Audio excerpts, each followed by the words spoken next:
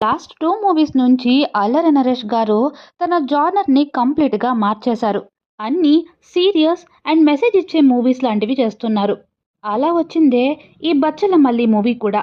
ఈ మూవీ మొత్తం మల్లి అనే క్యారెక్టర్ చుట్టూనే తిరుగుతూ ఉంటుంది. బేసిక్‌గా ఈ మూవీ 90స్‌లో నడుస్తుంది. స్టోరీ కొంచెం ఓల్డ్ అయినా బాగానే ఉంటుంది. హీరో చిన్నప్పుడు బాగా తెలివైనవాడు, అలాగే చదువుల్లో కూడా ఫస్ట్ వస్తాడు.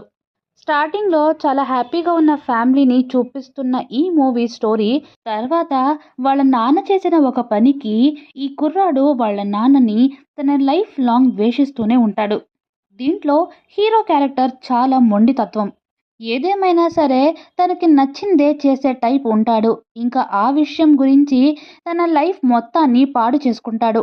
తన అమ్మ, ఫ్రెండ్స్, మంచి కోరేవాళ్ళు ఎన్ని చెప్పినా వినడు.